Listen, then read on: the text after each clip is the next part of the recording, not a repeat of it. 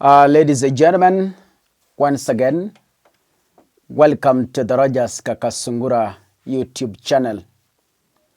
I want to thank each and every subscriber who always supports this platform financially and maybe through sharing our content. Today, in this particular episode, I have prepared for you an extensive analysis why Kakasungura, I believe that William Ruto is doing some somersaults, why he is preparing to become a historic one-term president. I've heard his close allies argue that there is no way William Ruto can be a one-term president because others have been 2 terms. So it is impossible for Ruto to be a one-term because others were not. But listen, things change, people change, situations change, seasons change. So we want to give you reasons why William Ruto will be only a one-term president. I'll give you convincing figures.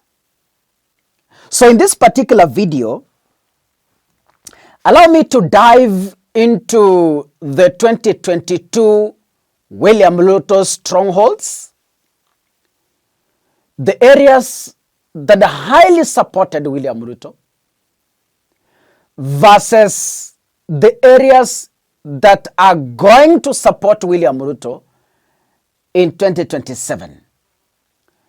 I will also show you how areas that highly supported William Ruto have abandoned him in 2027 journey.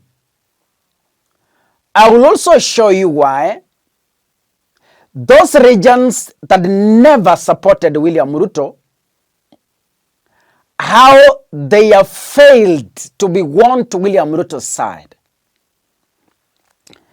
In 2022, Rift Valley region, the second largest region with the highest number of votes after the Mount Kenya region. William Ruto comes from Rift Valley.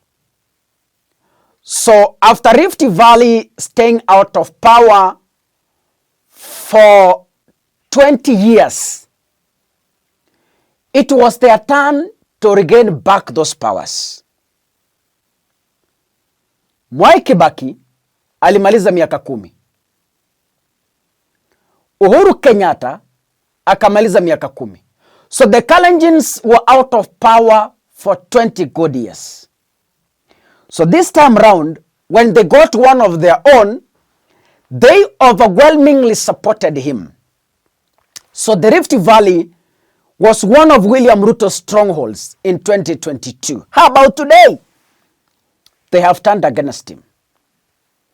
You heard the people from the Rift Valley telling William Ruto to the eye, since you became the president, we have never seen you. Tunakuona tu kwa ndege ukipita. Like other regions, haujawahi tuitia chai State House. Like other regions, haujawahi tuletea barabara. Like other regions, haujawahi tuletea hata chakula. Like other regions, you don't build churches in our area. Like other regions, you don't even build schools. So they were asking him, of what value is it for us to support you again? So the Rift Valley is divided towards 2027. Number 2, we had the Mount Kenya region that also overwhelmingly supported him through the former Deputy President Rigathi Gachagua. What about 2027? As of today, the Mount Kenya region is not supporting William Ruto. Why? Because he impeached the very same man who supported him, the very same man who campaigned for him, Rigathi Gachagua. Look at Olkalau in Nyandarua. In nominations, the UDA candidate got 3,000 votes. In nominations, the DCP candidate hit 12,000 votes. Look at the range. Look at the distance. Look at the number of votes. Olkalau, Ruto will heavily lose. Meaning, he no longer commands the Mount Kenya region as he did in 2022. The battleground, we have Luo Nyanza, we had the Gusii region, we had the Western Kenya, and the coastal region. These were Raila Odinga's regions. Now the question is,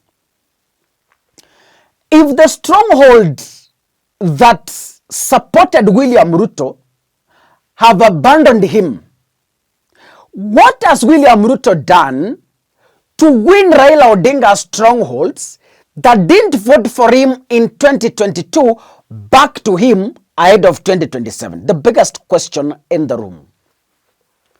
Let us start from the Western Kenya region. The Western Kenya region believes that it's William Ruto who plotted to kick Sifuna out of ODM.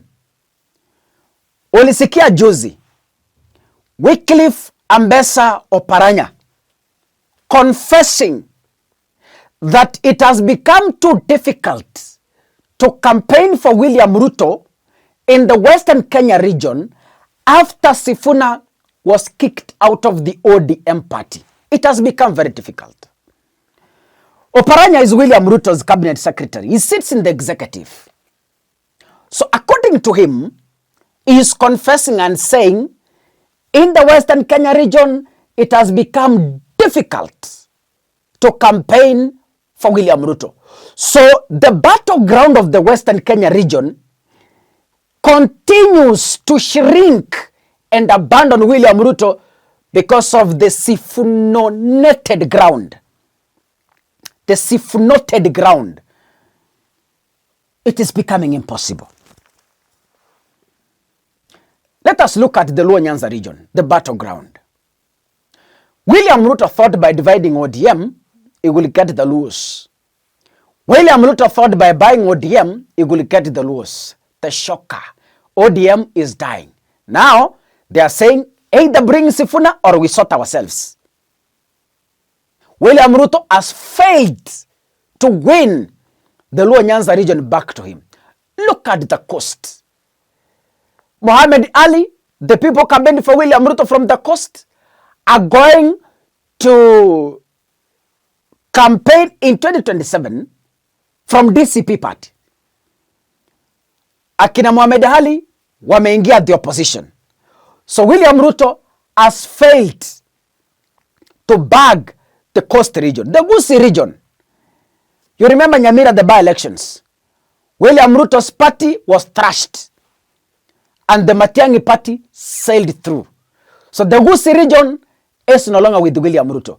William Ruto has lost 2022 stronghold. William Ruto has lost 2022 battleground.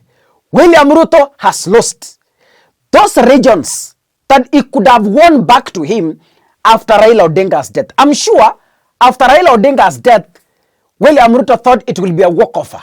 Hey, my brother, it is one term and Kenyans are not turning back. God bless you. See you in the next episode. Asanteni sana.